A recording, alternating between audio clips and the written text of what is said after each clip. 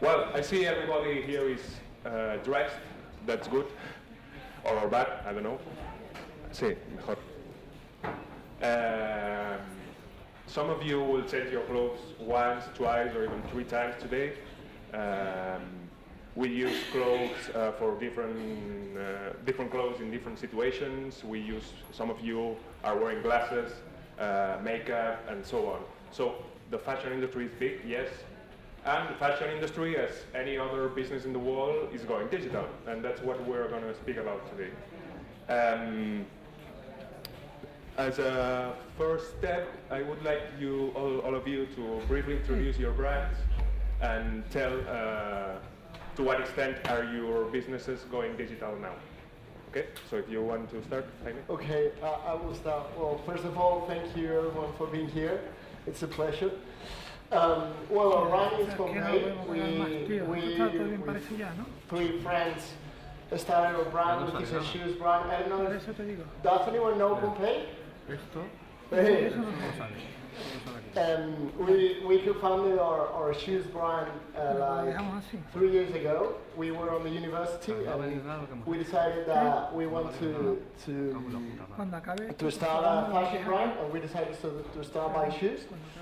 We didn't know anything about it, but just we decided to go, and we just started online. We started on the pop-up stores, which was like 3 days, and we started selling just 3 days in a month. And after that, we decided to go online. So that's our beginnings, and I will tell you more about our firm in a few minutes. Okay. Hello, I'm Agatha Ruiz de la Prada. I began my fashion career when I did my first fashion show in the 81 when I was 20, so I am one of the oldest people here. I have become a classic. At the beginning I was very avant-garde, I was doing crazy things, but now I am very easy to recognize, and sometimes I think if I was born today in these times of digital everything, things will be so much different and so much exciting, no?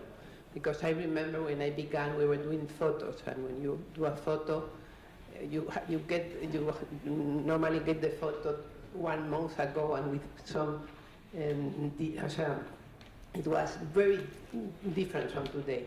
You have to be known with your friends, with your family, little by little, and fashion was completely a very familiar thing, and now it's completely universal. So fashion has changed, and it's changing today more than ever, and it's becoming completely international. You have to be international for being a brand, and for that you need internet and you need all the...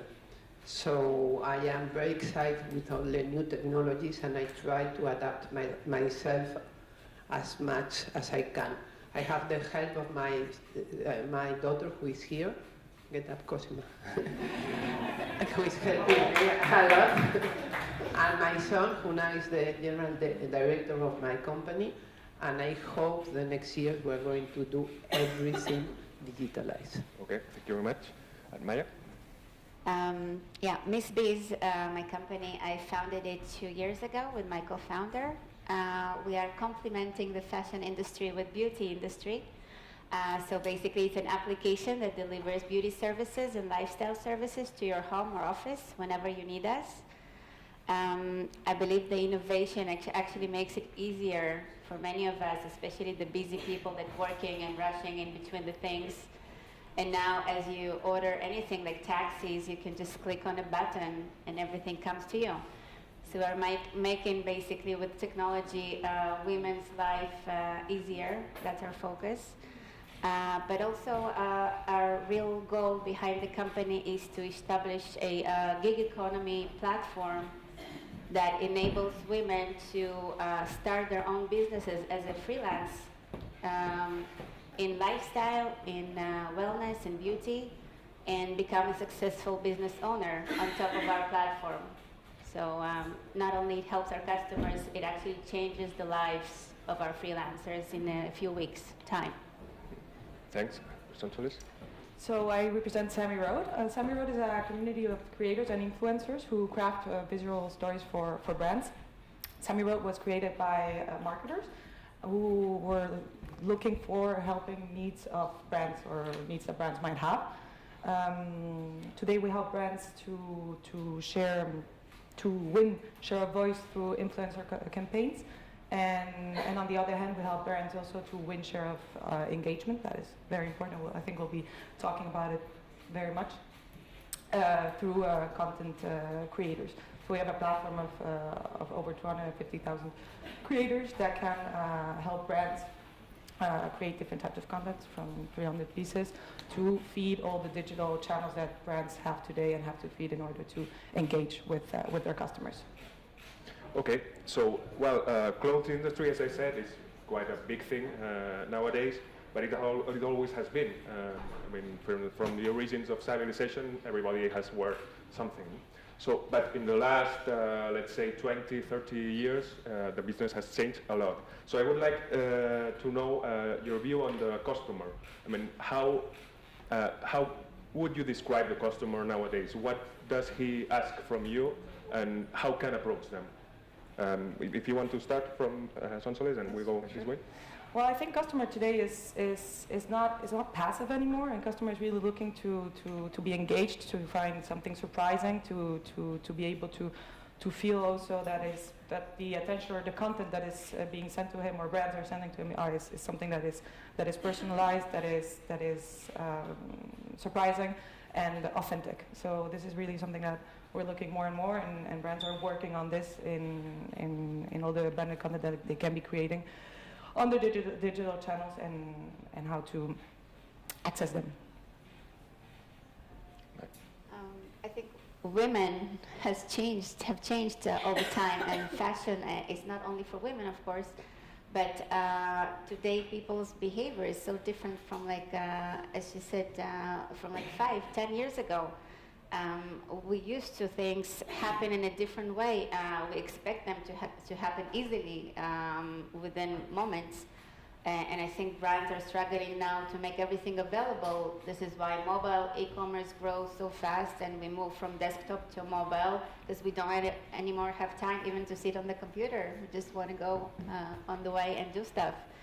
So I think that definitely changes the brands and how we communicate with our customers, for sure.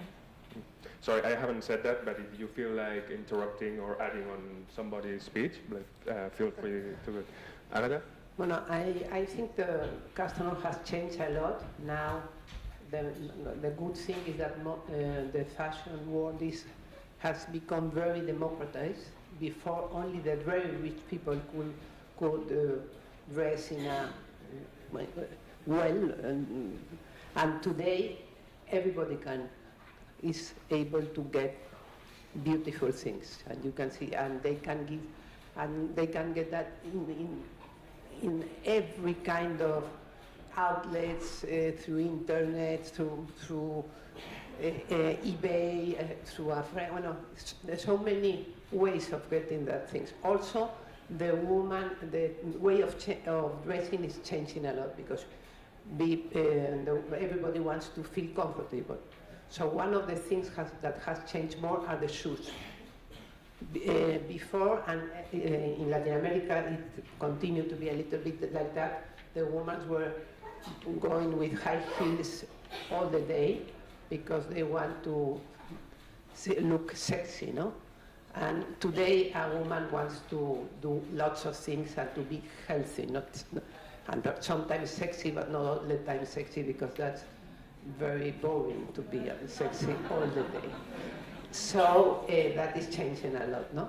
So, and also the way of buying, you can find so many shops everywhere, and also people are traveling a lot, and every day they have to travel with a staircase which is more little. So you cannot buy anything because you don't have space to. So we are in a moment of change. I think people want, I am seeing that in the last times, a lot of important names and brands are closing their shops, the physical shops, and now the people want to buy as a history. and they are looking for histories. No, I have been in Paris 4 days this last week, and in 4 days I have been in 5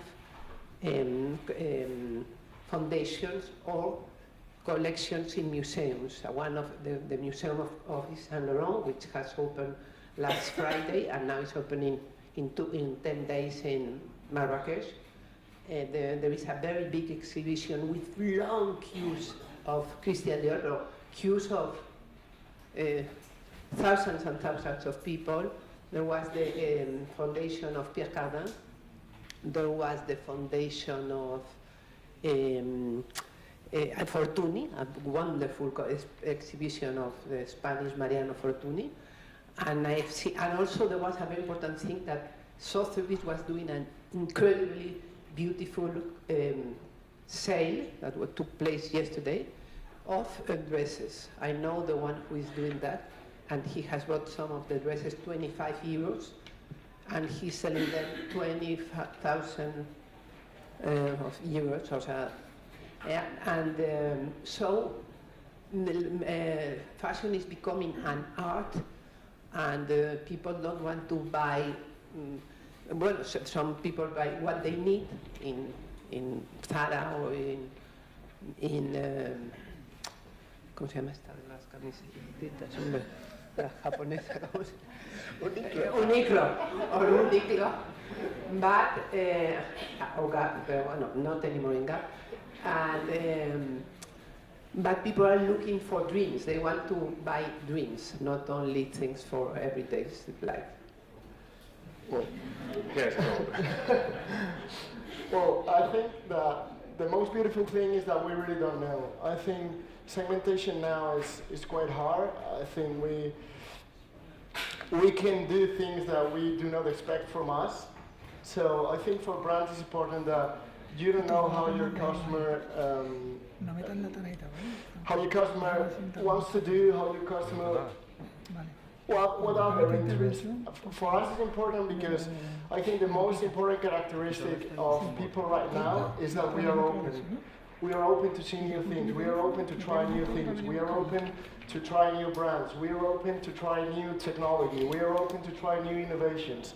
So in the moment that everyone is so open, you can try new things. And if you can try new things, you can follow your own way.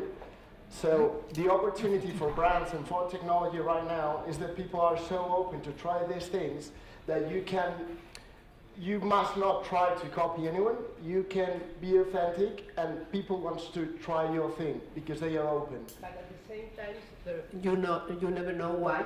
There are some things that everybody's wearing. For example, I'm wearing these little shoes.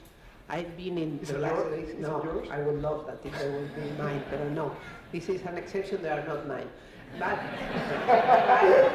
I have been in New York, in Milan, in Paris, and every fashion people are wearing that kind of shoes. Why? It's a question nobody can answer, no? Yeah. So why everything is happening and that, but people want to wear the same things all around the world? Yeah. And some brands become, in a moment, you must have them. So how do you do that? I mean, how do you make yourself heard in this overwhelming internet thing in which we get a lot of impacts from everywhere? We see many brands, many things. How do you make your brands relevant in this chaos? I think that is a miracle. You can do lots of things, but the client, it's so difficult to understand what the mind of the client. You can be working, my idea is be working always. I love working, and sometimes the miracles happen and everybody wants to wear your things. But if you try to sell them or to oblige them, they say no. So it's very difficult to provoke that. It's always, selling is a miracle. I will add to Agata that as a product person, for us it's all about customization. Like we constantly learn with big data patterns of behaviors of our customers and keep changing the platform accordingly, sometimes automatically, sometimes with our algorithms. But the whole idea is to create this experience for a customer that is unique for them, we know what they always buy, we know that what their preference, and we adopt the system according to what they want to see, because they don't have the patience for anything else. So yeah, that's one of the changes, definitely. Yeah, the other day I did a fashion show in Madrid, and I got some very beautiful photos. I think they are through Getty Images, and a lot of them were being published in Pakistan. So 3 days later, there was some company who write us and say, we are studying your brand, and we have arrived to the conclusion that your big market is Pakistan. Well, tell you, I have done a fashion show in Pakistan, and it was one of the most crazy things I have done in my life. When the plane got up, it was like in the film of this, but it was, I say, thanks God I took that plane, because it was really a very horrible place to live. So, that's silly things, because they say people have bought that photo in Pakistan, so that means that Pakistan could become a very interesting market for you. When I did my fashion show in Pakistan, most of the girls, of the ladies in the public were completely covered. So I don't believe everything that the studies of the internet say. But also, Getty Images take their pictures very beautifully, so it's not only Pakistan, it's just a beautiful picture. Other times we have been in the covers of the Times, in the Guardian, in New York Times, and we have been in plenty of places, but we don't know why. This time it was a lot of places from Pakistan. I think there might be some journalists from Pakistan who organize that, I don't know. But that doesn't mean that Pakistan is a good market for me. Maybe. In our case, I remember that when we started, we assumed that fashion is completely irrational, right? As Ayata was saying, you don't know why everything is wearing these sandals. Birkenstock. Yes. And so, as fashion is completely irrational, and when we started, we didn't know anything about fashion, we tried to make something rational in fashion. I mean, we need that people wanted to talk about us, and the design of the shoes were so irrational, were so subjective. You can like it or you cannot like it. So we tried to make it rational. So we decided to put one number in every single shoe and make limited editions. The reasoning behind this is because when you create something rational in fashion and it works, you make it hurt, because you are talking about something that is not objective or subjective. These guys were the guys who put numbers in the shoes, and this is rational. For us was the way that allow us to gain followers and to stop people talking about the brand, because we create something rational in an irrational world like the fashion. What about there's another thing with new technologies making you guys the chance, give you the chance to establish a dialogue between yourselves and the customers. Does this dialogue exist? To what extent want people to interact with brands? I believe brands, there's this person to brands interaction that we can have today, and it's based on authenticity, it's based on desirability, on likability, and of course on storytelling. So in order for brands today to interact with humans or with consumers or customers, they need to indeed to know who their target is exactly, understand them, and know how to reach them. We reach them not only with yes, branded content, but branded content that is emotional, that is personalized, that is authentic, and that creates a conversation with your consumer, which is at the end of the day what the objective of a brand is, to interact with their customers. Definitely. I think also Agata mentioned that 10 years ago it was harder to start a business and to communicate to customers to get the brand around. But today we have so many ways. I think the guy before us here mentioned that the strategy is to be everywhere. I think for us, we started journey on the social media, building our brand out there on all social platforms. But then once the customer comes to our platform and he's already ours, the communication, the real engagement only starts, and then we communicate with them with email, with text messages, with push notifications, with many ways, and we kind of continue their journey from the social media with the same language exactly till they actually purchase, and also after, again and again and again. So I'll give you an example. If a beautician comes to your door, you can mark her as your favorite, and she can keep coming, and next time she's in the neighborhood, we can automatically send you a push notification, but it's actually a bot that communicates to you and says, I'm in your neighborhood, would you like me to come to you today or tomorrow? And it's so easy for you to say yes. You don't need to even think. It's the same booking you did 2 weeks ago, and now you just rebook with one click button, and it's all communication purely done with different channels, that's all. I need for a brand, there are 3 very important things. The first thing is to have a style. It's very important to have a real style, which not a lot of brands have. Then you need to manage very well communication, and then you need to find a way of commercialization of that. And after that, for managing a brand, you need a lot of creativity. And Javier, ven, Javier. Javier has come. Come, venga, venga, venga. You have to see Javier because he's so handsome.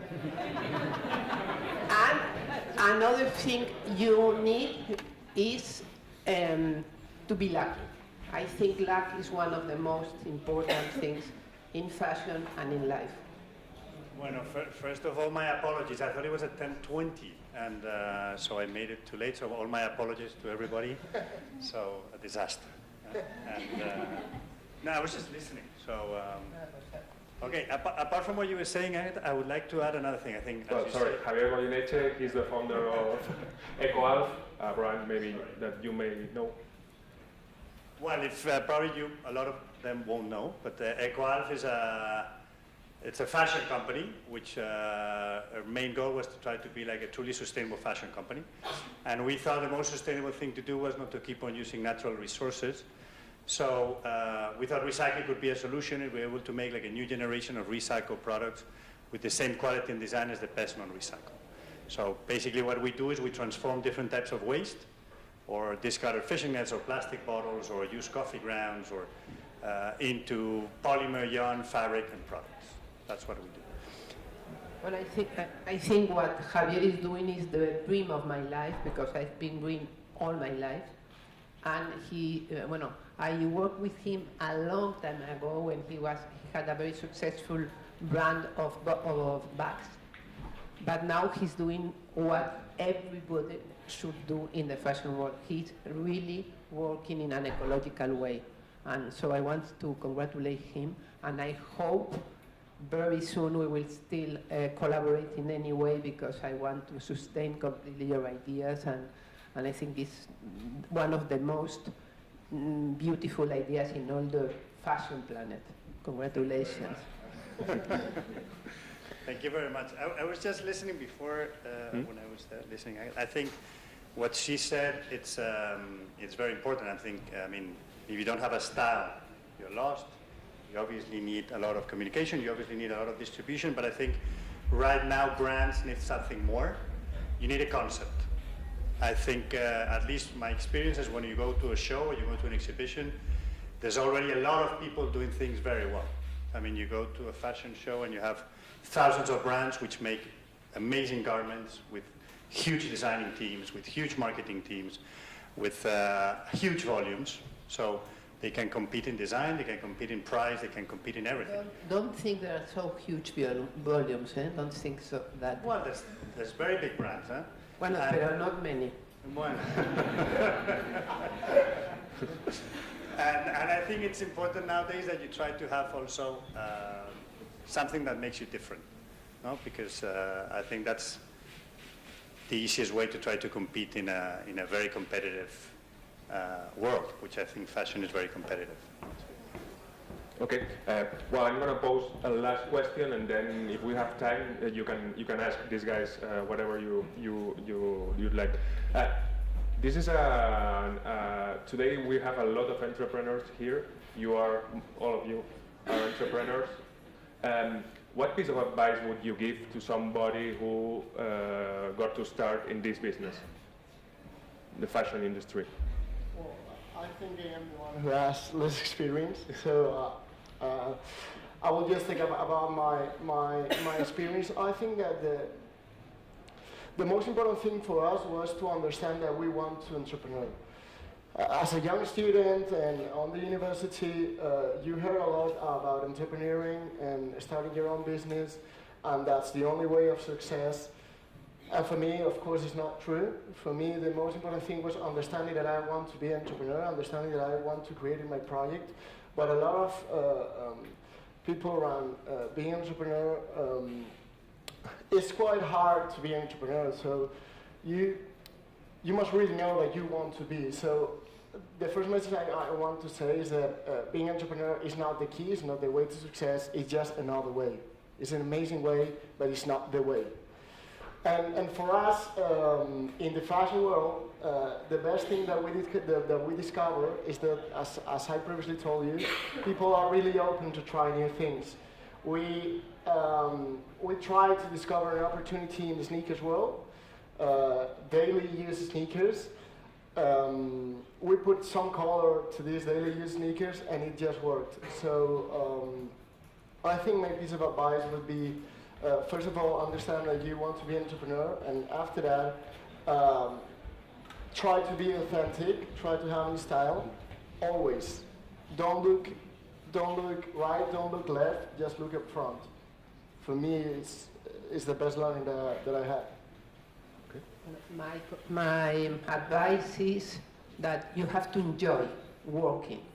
And for me, my mother used to say, you say everything is work. I go to the theater is work. I go to the cinema is work. I go to a party is work. Everything for me. I go to a travel, it's work. So I'm here thanks to my friend Maria Benjumea, which is a genius, and I'm very lucky to be her friend.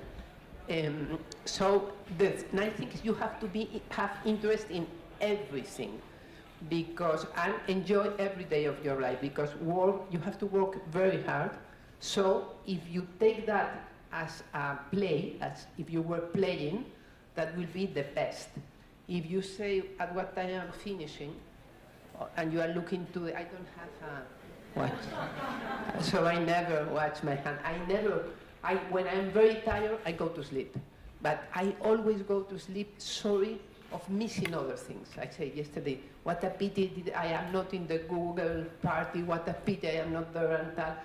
And so there are so many places that you can be, and today for succeeding in fashion as in other things, you have to do everywhere, be everywhere, and enjoy everything you do. Okay. Well, I personally, this is my third company, but I never wanted to be an entrepreneur. I never had that dream. It just, there was an idea that I couldn't get by. Like something troubled me so badly that I just couldn't leave it there. And when I started to work on it, it was just one thing that led to another. But I always felt that if I do this, anybody can do this.